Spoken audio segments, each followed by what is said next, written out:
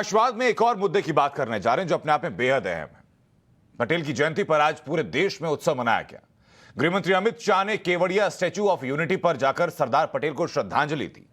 उत्तर प्रदेश में मुख्यमंत्री योगी ने भी पटेल को याद किया और इस मौके पर एक स्पेशल बाइक रैली का आयोजन किया। पीएम मोदी ने भी इस मौके पर पटेल को याद किया। क्या कहा पीएम मोदी ने, यह सुनवाते हैं पहले आपको। राष्ट्रीय एकता दिवस पर सभी देशवासियों को बहुत बहुत शुभकामनाएं।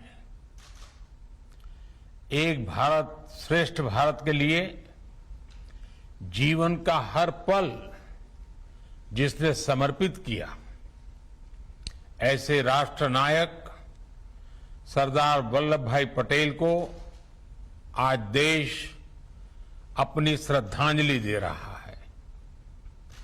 सरदार पटेल जी सिर्फ इतिहास में ही नहीं बल्कि हम देशवासियों के हृदय में भी हैं। आज पटेल को लेकर एक तरह तस्वीर प्रियंका गांधी की रैली से भी सामने आई। वो तस्वीर पहले आपको दिखाते हैं। उस तस्वीर के पीछे की वजह संभावित क्या हो सकती है या उसका संदेश क्या हो सकता है, आप खुद तय करिएगा। इसमें प्रियंका के आदमकद कटआउट के साथ इंदिरा गांधी, जिनकी आज पुण्यतिथि है, और बगल में सरदार पटेल का कटआउट लगाया गया। उससे पहले एक ट्वीट आपको दिखा रहे हैं जो कि प्रियंका गांधी ने ट्वीट किया। लौह पुरुष सरदार वल्लभ भाई पटेल जी ने बारदौली सत्याग्रह में किसानों के हक, स्वाभिमान और सम्मान की आवाज को बुलंद किया। यह ट्वीट रहा।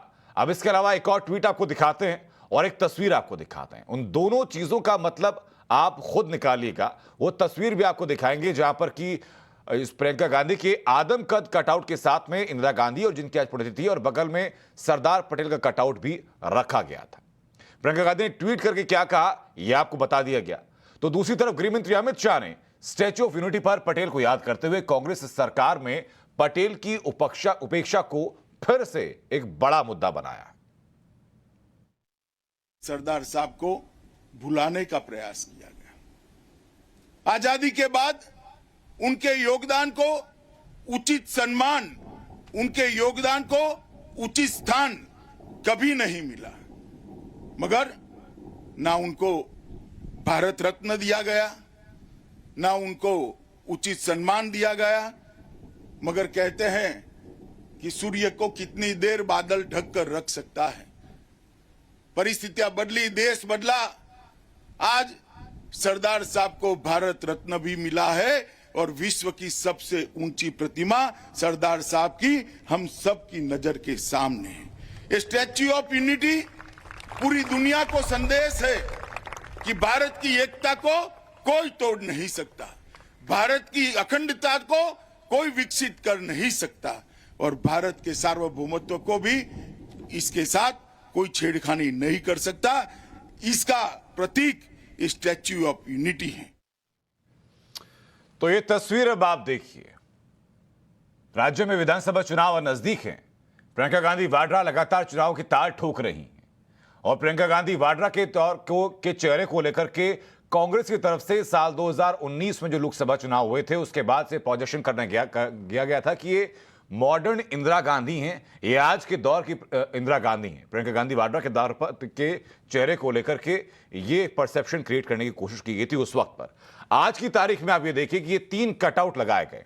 आदमकद कटआउट है प्रियंका गांधी वाड्रा, बीच में उनके एक तरफ पूर्व प्रधानमंत्री इंदिरा गांधी और दूसरी तरफ सरदार वल्लभ भाई पटेल। आदमकद कटआउट लगाने के पीछे की मंशा क्या हो सकती है? पटेल को अपने बराबर में कटआउट लगाने की, एक ही आकार का कटआउट लगाने की पीछे की मंशा क्या हो सकती है? क्या इस सम्मान की निगाह से लगाया गया या फिर इसके पीछे कोई राजनीतिक मंशा है? इन तमाम सवालों के जवाब तलाशेंगे आज राष्ट्रवाद में। और सवाल आज का है भी यही कि क्या कांग्रेस ने पटेल के नाम का फायदा लिया, सम्मान नहीं दिया, जैसा कि आरोप लगाया जा रहा है। सवाल यह भी कि प्रियंका की रैली में पटेल का कटआउट क्या सियासी फायदा लेने की कोशिश है? सिर्फ इन्हीं 2 सवालों के ऊपर आज राष्ट्रवाद हम आगे बढ़ाएंगे। हमारे साथ जो खास मेहमान जुड़ चुके हैं उनका तारुफ कराते हैं। जफर इस्लाम हमारे साथ जुड़ चुके हैं, प्रवक्ता हैं बीजेपी से। रत्नाकर त्रिपाठी हमारे साथ जुड़ चुके हैं, नेता हैं कांग्रेस से। प्रोफेसर कपिल कुमार हमारे साथ जुड़ चुके हैं, इतिहासकार हैं। और प्रेम कुमार हमारे साथ जुड़ चुके हैं, राजनीतिक विश्लेषक है। बहुत बहुत स्वागत आप सभी मेहमानों का। जफर इस्लाम साहब, पहले टिप्पणी मैं आपसे लेना चाहूंगा इसी मामले को लेकर कि जो तस्वीर सामने आई कि प्रियंका गांधी वाड्रा के एक आदमकद कटआउट के साथ में एक तरफ इंदिरा गांधी जी का कटआउट लगा होता है तो दूसरी तरफ सरदार पटेल का। बीजेपी कैसे देख रही है इसको?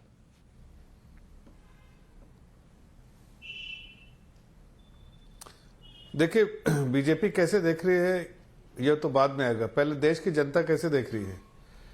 जिनको सम्मान नहीं दिया, जिनका मान सम्मान बढ़ाना चाहिए था, इतने साल और उनकी सरकार रही, जैसा आदरणीय गृह मंत्री जी ने अभी कहा कि उन्हें भारत रत्न भी नहीं दिया गया, तो भी जैसे भी कांग्रेस की एक नीति रही है कि सिर्फ परिवार के लोगों को सम्मानित किया जाए और बाकी लोगों को भूल जाया जाए। जिनका देश में कंट्रीब्यूशन है, जो रियल आइकन है इस देश के, जो महानुभाव हैं इस देश के, जिन्होंने अपना कंट्रीब्यूशन दिया इस देश की आज़ादी में और आज़ादी के बाद यहाँ पर जिन्होंने देश को बनाने का, निर्माण करने का काम किया है, ऐसे लोगों को जो सम्मान मिलना चाहिए था उस सम्मान से महरूम रहे लोग, इसलिए कि कांग्रेस की नीति में वो फिट नहीं होते थे।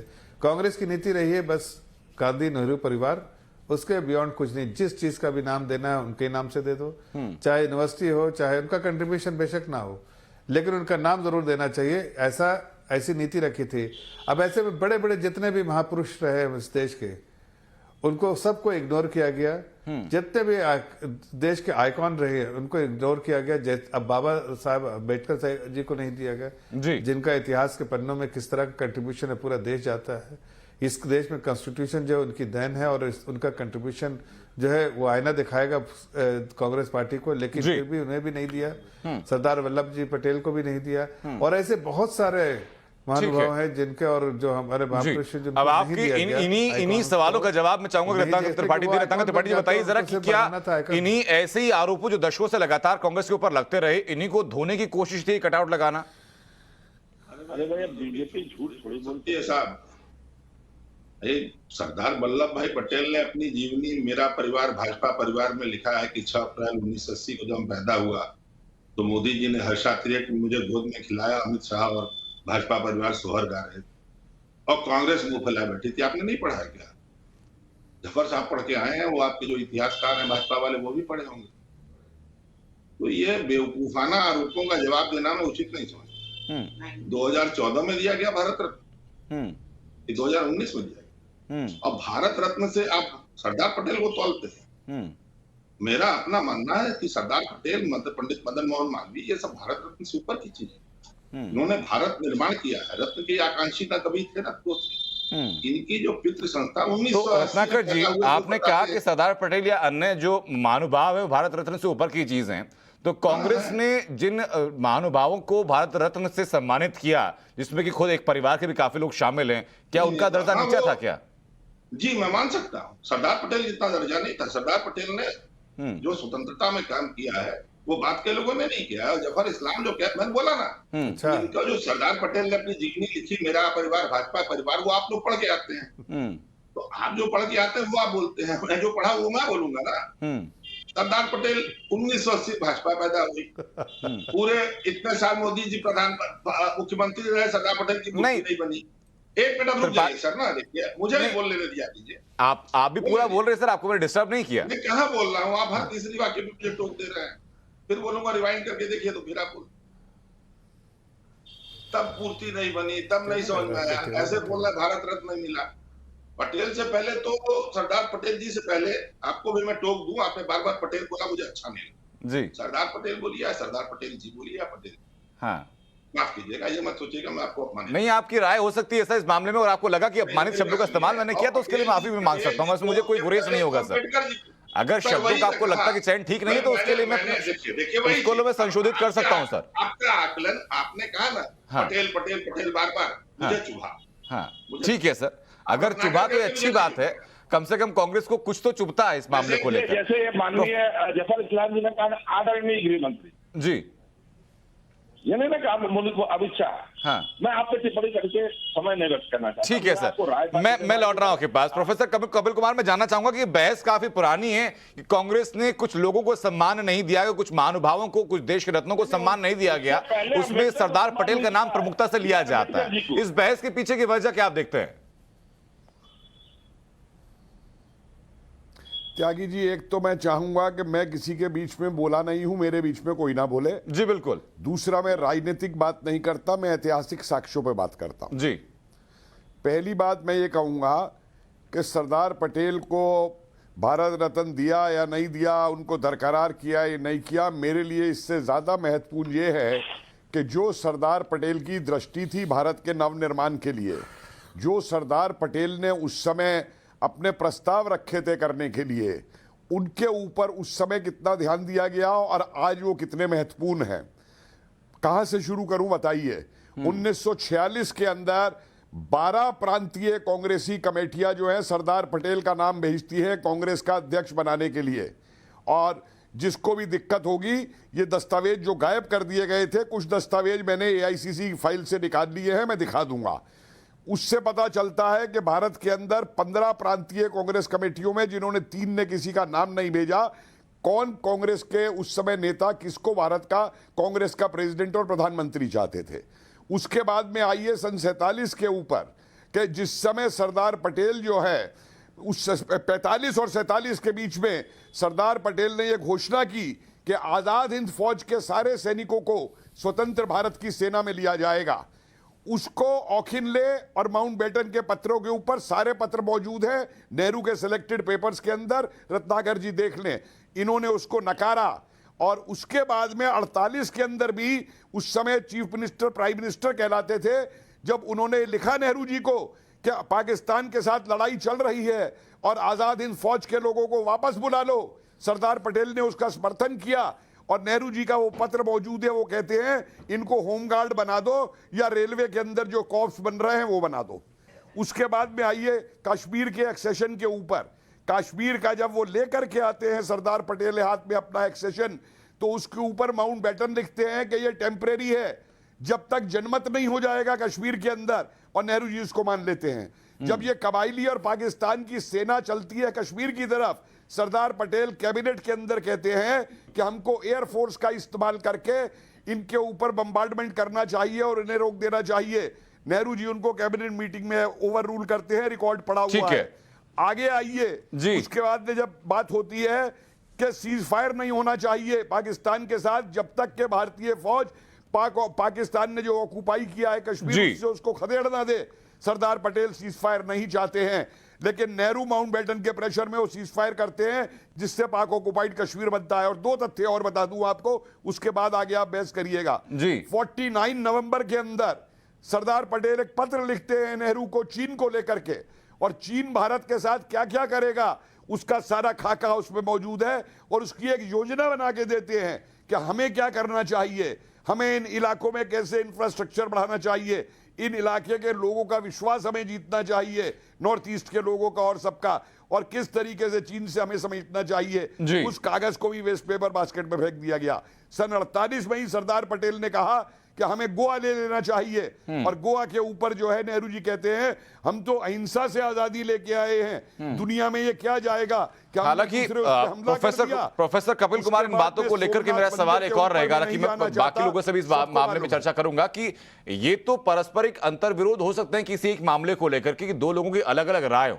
इस बारे में ये कहना कि सरदार पटेल का सम्मान नहीं किया गया, ये कहां तक सार्थक होगा। मैं राष्ट्रपद में चर्चा लगातार जारी है। प्रेम कुमार जी, मैं आपसे जानना चाहूंगा कि दोनों राजनीतिक दलों की राय हमने जानी, इतिहास में क्या कहता है ये हमने जाना, लेकिन राजनीतिक विश्लेषक के तौर पर कितना जरूरी है कि महापुरुषों के नाम को इस तरीके से सामने रखा जाए या उनके कटआउट को लगाकर के कोई खास संदेश देने की कोशिश की जाए? देखिए, मुझे आप किसी एक कटआउट तक सीमित न रखें। आप जो विषय रखा है आपने बड़ा विषय रखा है, क्योंकि ऐसे कटआउट्स तो हम और उसका हालिया उदाहरण सर जब आज रहा है, इसलिए मैंने उसका जिक्र किया। आप पूरा परिप्रेक्ष्य रख सकते हैं कि जब महोत्सव शुरू हो रहा है, आजादी का अमृत महोत्सव, उस समय गांधी जी की मूर्ति प्रमुखता से न होकर के मोदी और शाह की मूर्ति जब तोरण द्वार पर लगते हैं, वो भी एक उदाहरण होता है।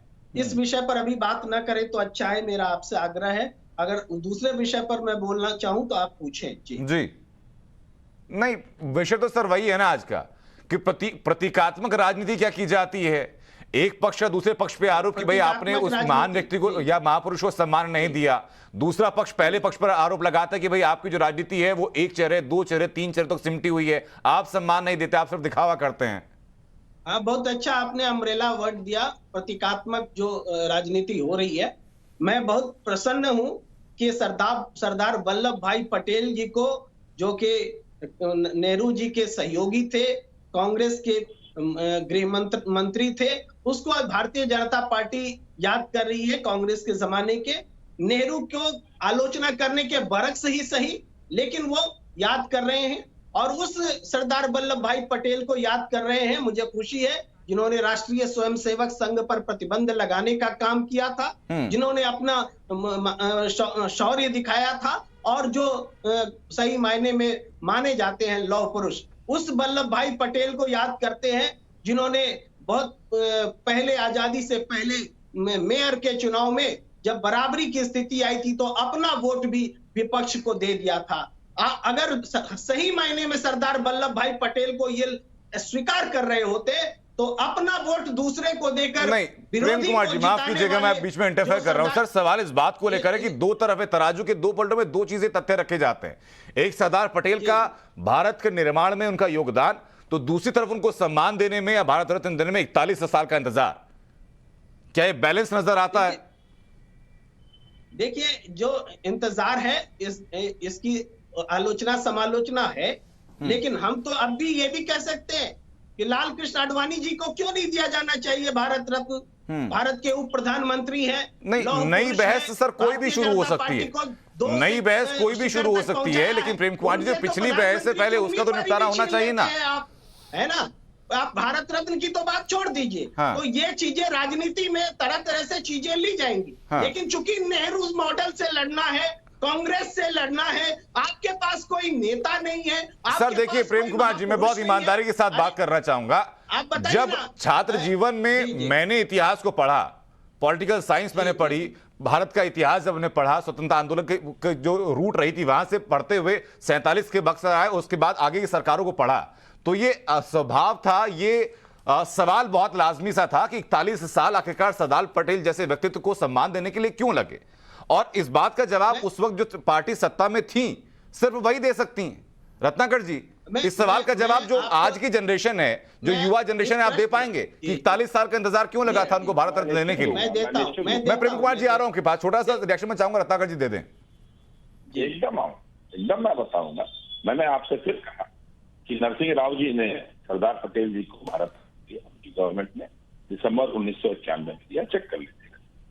सरदार पटेल, पंडित मदन मोहन मालवीय जी जैसे लोग भारत रत्न से परे हैं, इसलिए किसी को यह भी नहीं सोच में आया होगा कि इनको भारत रत्न दें। आप जानिए, तीसरा भारत रत्न डॉक्टर मोक्ष गुणन। नहीं, अगर नहीं सोचना है या भारत रत्न से परे हैं तो फिर 41 साल बाद आपने क्यों उसको अमली जामा पहना दिया सर? तब उनके व्यक्तित्व की जो ग्रेविटी थी उसमें क्या खामी नजर आ गई आपको कि भाई अब ये पहले ऊपर थे, अब ये इस स्तर पर आ गए? बात सुन लीजिए। मेरी बुआ कहती थी अगर मगर लेकिन काम बिगाड़े थी। आप अगर मगर बहुत करते हैं, 2 मिनट। हाँ, नहीं, मेरा काम है सवाल पूछना। मैं वही कह रहा हूं कि जिस दिन उनको नरसिंह राव को लगा कि नहीं, इस कड़ी में सरदार पटेल को जोड़ना चाहिए, उस इतिहास में आना चाहिए, उन्होंने दिया। आप अगर भारत रत्न से सरदार पटेल जी को सम्मान को जोड़ते हैं तो मेरा प्रतिवाद इस पे। अब रही बात भाजपा की सर में, तो ये क्या लौह पुरुष का सम्मान करेंगे? 22 साल या कितने साल प्रधानमंत्री मुख्यमंत्री रहने के बावजूद मोदी जी ने सरदार पटेल जी के उस समय कुछ बोली ना बीच में। जब बेचना हुआ तो सरदार पटेल की मूर्ति बना दी, जिन्हें मोदी जी खुद लौह पुरुष कहते थे, लौह कृष्ण आडवाणी को। उनको जो कपिल कुमार जी बोलते हैं सर, ये चर्चा सरदार पटेल से शुरू होकर के लालकृष्ण आडवाणी पर तक नहीं जा सकती ना। चर्चा के केंद्र बिंदु आज एक ही है, सरदार पटेल को सम्मान देना या ना देना, उस बिंदु पर केंद्रित हमें रहना होगा। मैं वापस हटूंगा, आप जवाब अपना पूरा सोच कर रखिएगा सर, इसी बिंदु को लेकर के, इधर उधर की बात नहीं सर। जफर इस्लाम कुछ कहना चाह रहे हैं। जफर इस्लाम सर, तो कंपैरेटिव एनालिसिस होती है जी। अगर मैं कहूँ मैं आपका बहुत सम्मान करता हूँ, देखिए आप क्या लोगों का अपमान करूँ, ऐसा नहीं अपने यहाँ करूँ। मैं आ रहा हूं सर आपके पास, रत्नाकर जी मैं आ रहा हूं आपके पास, अब आपका जवाब पूरा लूंगा। जफर इस्लाम, मैं अब आ जाऊं फिर? जी जफर इस्लाम जी, खत्म हो गई तो मैं आ जाऊं। देखिए बड़े अचंभे की बात है कि वो कह रहे हैं कि सरदार वल्लभ भाई पटेल जी वो अनमोल रतन तो थे, मान रहे हैं, लेकिन किसी भारत रत्न उनको मिलना नहीं चाहिए था, इसलिए उससे परे है, उससे हट लीजिए, के। मैंने गलत तो जो आपने इंदिरा गांधी जी को दिया, नेहरू को दिया, नेहरू जी को दिया, नहीं, या आपने नहीं, एक मिनट, आपने, अरे भाई बीच में नहीं, आपसे पूछ रहा हूँ, आपने राजीव गांधी जी को दिया, ये मतलब अनमोल रतन नहीं थे ये लोग, इनको फिर भी दे दिया गया। नहीं, अनमोल रतन नहीं थे, फिर भी दे दिया। नहीं, अनमोल रतन नहीं थे, इनको फिर भी मिल गया। यही तो कहना चाह रहे हैं कि ये परिवार था इसलिए मिल गया। अरे भाई मेजर ध्यानचंद को क्यों नहीं दिया? तेंदुलकर को दे दिया आपने, मेजर ध्यानचंद जी को क्यों नहीं दिया? आप ये बताइए, मेजर ध्यानचंद जी को क्यों नहीं दिया? नहीं, मेजर ध्यानचंद जी को आपने अभी तक और किसी को क्यों नहीं दिया? लौह पुरुष रखवानी को क्यों नहीं? आप देखिए, हकीकत तो आप बीच में मत बोलिए, रत्नाकर त्रिपाठी जी, मैं आपसे रत्नाकर जी एक एक करके बात करना सर, आप जब बोल रहे थे तो बाकी मेहमान सुन रहे थे। मैं बीच में नहीं बोल रहा था आपके, आपको सुन रहा था। आपको इतना तो तमीज होनी चाहिए ना कि आपकी बात सब सुन रहे हैं, आप बीच में बोले जा रहे हैं। अरे आप अपने समय में रत्नाकर त्रिपाठी जी एक एक करके बात करेंगे ना सर। आपने जब रत्नाकर जी बात रखी तो तमाम मेहमानों ने सुनी ना आपकी बात सुनकर के उत्तर दिया जा रहा है। अब आप वो बात सुनिए जो सफर इस्लाम कहना चाह रहे हैं। आपको कोई आपत्ति होगी तो आपके पास में आऊंगा लौट करके। चर्चा का समय क्यों वेस्ट करना सर, तू मैं आप मेरी बात की गलत व्याख्या के लिए तो टोकिए उनको। वापस मैं लौटूंगा आपके पास, आप खुद टोकीगे सर, मैं थोड़ा पक्ष रखूंगा आपका पक्ष आप खुद रखेंगे। इस देश का रत्न नहीं मिलना चाहिए, अनमोल रत्न है लेकिन देश का रत्न नहीं मिलना चाहिए। कैसी बातें कर रहे हैं? खाली राजीव गांधी जी को, इंदिरा गांधी जी को, अब राहुल गांधी जी का मौका रहता उनको भी दे देते आप लोग, सोनिया जी को भी दे देते। इसलिए कि आपने इतिहास तो देखिए, इतिहास ही बताता आगे का पन्ना कैसा होगा। वो सबको दे दिया आपने बिना कंट्रीब्यूशन के। राजीव गांधी जी का क्या कंट्रीब्यूशन है भाई देश के लिए? कोई जान भी तो दे दिखाए, बात क्या जवाब है आपके पास? चापलूसी के अलावा क्या किया आपने? शहादत तो दे बीजेपी से। अरे जान दे के दिखाए, जान देने का जान तो गिनाइए। नहीं, जान देने की क्या बात है? तेंदुलकर जी ने क्या, सचिन तेंदुलकर ने क्या किया था? सचिन सुने पूछ रहे, सचिन तेंदुलकर जी ने क्या किया ऐसा जो कि मेजर ध्यानचंद जी ने नहीं किया? किसने हमें सचिन तेंदुलकर जी से कोई शिकायत नहीं आपने दिया, लेकिन मेजर ध्यानचंद जी को क्यों छोड़ा? क्या उनके कंट्रीब्यूशन आपको कांटे के जैसा लगता था? क्या उन्होंने देश का नाम रोशन नहीं किया? हकीकत यह है कि आपने क्यों नहीं किया और मैंने क्यों कर दिया सर, इस बात पर चर्चा बहुत लंबी चली जाएगी। बहरहाल जिन लोगों को मिला उससे कोई गुरेज नहीं है, जिनको सम्मान वक्त पर नहीं दिया गया, और वो भी लौह पुरुष के बारे में हम लोग बात कर रहे हैं। जी मैं एक ही बात कह रहा हूं। नहीं जी नहीं, एक बात मैं सिर्फ एक बात कह रहा हूं, जो इस देश के लिए जिसका कंट्रीब्यूशन है, जिसने खून पसीना इस देश के लिए बहाया, जिसने देश का जो स्वाभिमान बढ़ाया, जिसने देश को आगे बढ़ाया, जिसका देश का मान सम्मान बढ़ाया, और जिसने देश के लिए अपनी कुर्बानी दी, उसको चाहे वो राजीव गांधी होते चाहे वो कोई होता, हमें कोई आपत्ति नहीं। भारतीय जनता पार्टी को जिसने देश के लिए अपने समर्पित किया उसको देना चाहिए।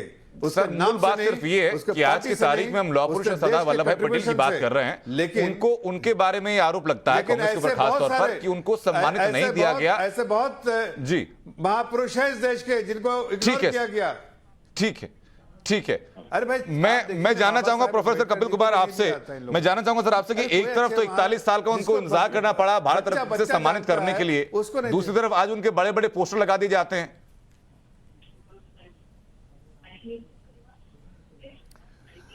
देखिए किस तरीके से सम्मान दिया जाता है और किस तरीके से सम्मान नहीं दिया जाता, उसके लिए मैं एक निवेदन करूंगा जी अपने सारे पैनलिस्ट से। एक दिन के लिए महाराष्ट्र में अहमदनगर के किले में चले जाएं। उस किले के अंदर 8 अगस्त को बंबई में क्रांति मैदान से 1942 में सारे कांग्रेस को नेताओं को गिरफ्तार करके वहां बंद किया गया था। 27 कमरों के अंदर उनको बंद किया गया था।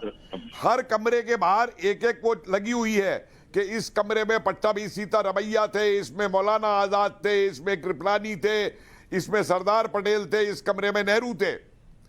लेकिन एक कमरा ऐसा है वहां पे जिसके बाहर जवाहरलाल नेहरू लिखा हुआ है। उस कमरे के अंदर नेहरू जी की अचकन भी टंगी हुई है, डिस्कवरी ऑफ इंडिया भी रखी हुई है, उनका कलम भी रखा हुआ है, उनका बिस्तर भी बिछा हुआ है, और बाकी सारे कमरे नंगे हैं और उस कमरे में उनकी जेविट की फोटो भी लगी हुई है। क्या सारे कांग्रेस के नेता उस सम्मान के भोगी नहीं है जो 8 अगस्त के दिन गिरफ्तार होकर के वहां पे ले जाए गए थे? क्या पट्टाभी सीतारमैया कांग्रेस के नेता नहीं थे? मौलाना आजाद कांग्रेस के नेता नहीं थे?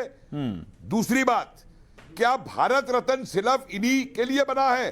जतिंद्र नाथ दास को, जिसने 63 दिन तक भूख हड़ताल पे लेकर के लाहौर के अंदर अपनी जान दी, क्या उसको भारत रत्न नहीं दिया जाएगा? रास बिहारी बोस को, गदर पार्टी के क्रांतिकारी को, जिन्होंने जापान में जाके और क्या नहीं किया इस देश के लिए, क्या रास बिहारी बोस को भारत रत्न नहीं दिया जाएगा? सैफुद्दीन किचलू का नाम किसी को याद है, जिनकी गिरफ्तारी की वजह से जलियांवाला बाग हुआ था? सैफुद्दीन किचलू का नाम इतिहास में कितनी जगह पे लाते हैं आप?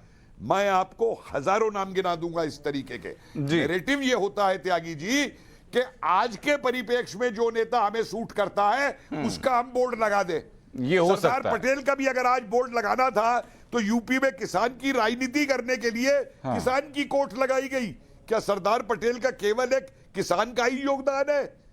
क्या और योगदान नहीं है सरदार पटेल का? ठीक है, इसलिए जो राजनीति सूट करती है उसके हिसाब से इतिहास को ये तोड़ते मरोड़ते हैं। ठीक है, रत्नाकर त्रिपाठी जी बताइए सर आप जनाब। और एक अब बात और जो बता सवाल दूं मैं आपको, उदाहरण के साथ प्रोफेसर कपिल कुमार ने पूछे उसमें मुझे कोई ऐड करने की जरूरत नहीं। 2 पुरुष हुए हैं भारत के अंदर जी। अब मैं बोलूं? जी जी रत्नाकर जी। अब पहले कपिल कुमार जी से मैं एक प्रश्न पूछना चाहता हूं, अगर आप इजाजत दें। नहीं, पहले जवाब दे दीजिए, उसके बाद सवाल पूछ लीजिएगा, आपके पास वक्त रहेगा। नहीं, मैं 2 बार हो चुका। मैं एक बात पूछना चाहता हूं, AICC से कब उन्होंने कागज मांगे थे और कब कागज उनको मिल गए? जो कह रहे हैं कि कागज गायब कर दिए गए थे और मैंने AICC सर जी मेरे साथ कल आ जाइए 3 मूर्ति के अंदर, मुझे आना कल आ जाइए 3 मूर्ति के अंदर, सुन लीजिए जवाब मेरा। चोरी किए वहां आपने ऑफिशियल रिकॉर्ड मांगे। अरे आ जाइए, मैं इतिहास छोड़ दूंगा जनाब, मैं राजनीतिज्ञ नहीं हूं श्रीमान जी। कपिल कुमार जी, आप र्यूमर स्प्रेडिंग, मैं सारे कागज दिखा दूंगा आपको। जो भी चीज अभी तक आप बताते हैं यहाँ गजट है वहां गजटियर है, अब बता रहे हैं मैं कागज दिखा दूंगा, मैंने AICC की फाइल से निकाल लिए। आपने चोरी किए सर, आप ऐसे इतिहासकार हैं, आप चोरी की चीजों से साहित्य लिखते हैं, इतिहासकार लिखते हैं। अब मैं इनकी बात का जवाब दे रहा हूँ जो आप देखा। आप मुझे बताइए, मैं राजनीतिज्ञों से बहस नहीं करूंगा श्रीमान जी। 2 मैन गवर्नमेंट थी, खाली पटेल और नेहरू गवर्नमेंट चलाते थे। सरदार पटेल जी और नेहरू जी ही गवर्नमेंट चलाते थे और कोई गवर्नमेंट में नहीं था। इनका मूल विरोध जो है वो जवाहरलाल नेहरू से। और मुझे बताइए 91 दिसंबर में सरदार पटेल जी को भारत रत्न मिला। जफर इस्लाम जी से पूछना चाहूंगा कि VP सिंह गवर्नमेंट में भाजपा जो है वो सहभागी थी 91 से जस्ट पहले गिरने से, क्यों नहीं दे दिया उन्होंने सरदार पटेल? और 13 दिन 13 महीना और 5 साल अटल बिहारी वाजपेयी की गवर्नमेंट थी। ये जितने नाम इन्होंने गिनाए, यतीन्द्र दास नाथ, नहीं रत्नाकर जी, मैं आपसे जो सवाल पूछ रहा हूं उससे इतर आप चले गए। प्रोफेसर कपिल कुमार ने जो सवाल पूछा था उसका जवाब है सर, जिस किले का जिक्र उन्होंने किया, जिस मूवमेंट का जिक्र उन्होंने किया, सिर्फ एक कमरे को प्राथमिकता, क्या उसका जवाब है? पहचानने का, मान सम्मान देने का, उनको जो अनमोल रतन थे देश के, उनको सबको सम्मानित किया। आप अपने गरिमा में झांक के देखिए क्या किया आपने। तो भुलाने का काम किया, उनके कंट्रीब्यूशन को, योगदान को आप भूल गए और उनको भुलाना चाहते थे। इतिहास के सुनहरे पत्तों पे नए अक्षरों से उनके अक्षर, सुनहरे अक्षरों से उनके नाम लिखे गए हैं इस इतिहास में। आपने उस इतिहास को भुला देने का काम किया, हमने उसको इतिहास को फिर से उजागर किया। जो सम्मानित इस देश के महापुरुष हैं रहे हैं, उनको सम्मान देने का काम हमारा कर्तव्य है, हम दे रहे हैं। आप क्या किया? आप अपने बारे में बताइए ना। आप कहिए कि बिना कंट्रीब्यूशन के हमने दे दिया। आपसे पूछना चाहिए। नहीं, आप बिना कंट्रीब्यूशन के अब तक दोनों लोग अगर सवाल पूछते रहेंगे तो जनता के पास जवाब नहीं पहुंच पाएगा ना। ये सवाल तो हम कांग्रेस से पूछने के लिए आए थे कि कांग्रेस भी सिर्फ सवाल ही पूछते रह जाएगी तो इतिहास के को लेकर के जो मौजूदा सरकार उस वक्त थी, जो तत्कालीन सरकारें थी, उनके बिहाफ से जवाब कौन देगा सर? ये तो हमें तय करना होगा ना कम से कम, कि अगर हमारी पार्टी की सरकार किसी कार्यकाल के दौरान थी, उस कार्यकाल में किन्हीं मापदंडों को लेकर के, कुछ घटनाओं को लेकर के सवाल उठा हुआ, तो हमारा मौलिक कर्तव्य बनता है क्या तो उस बात का स्पष्टीकरण दें, उस बात का जवाब दें, या फिर मौलिक कर्तव्य यह बनता है कि कम से कम माने की चीजें गलत हुई थी। बहरहाल चर्चा मेरे पास आज के लिए वक्त इतना ही था। बहुत बहुत शुक्रिया तमाम लोगों का चर्चा में शामिल होने के लिए। और इस चर्चा का हिस्सा बनने के लिए। गृहमंत्री अमित शाह ने सरदार वल्लभ भाई पटेल को लेकर के और क्या कुछ कहा, एक बार फिर आपको सुनवा देते हैं। सरदार पटेल का अमूल से गहरा रिश्ता है। प्राइवेट डेयरी के अन्याय के खिलाफ किसानों के संघर्ष को सरदार पटेल की प्रेरणा और कर्मठ सहकारी नेता त्रिभुवन दास पटेल ने एक बहुत अच्छे तरीके से इसको सकारात्मक सोच की ओर मोड़ने का काम किया। ये उदाहरण न केवल सहकारिता के लिए अपने आप में एक अनूठा उदाहरण है, परंतु समाज जीवन में लोगों के प्रश्नों को वाचा देने के लिए आंदोलन करने वाले समाज सेवियों के लिए भी बहुत बड़ा उदाहरण है। जो आंदोलन होते हैं वो समस्या का समाधान करने के लिए होते हैं, समस्या को बढ़ाने के लिए नहीं होते। और फिलहाल रुकेंगे ब्रेक के लिए। ब्रेक के उस पार खबरों का सिलसिला टाइम्स नाउ भारत पर लगातार जारी रहेगा।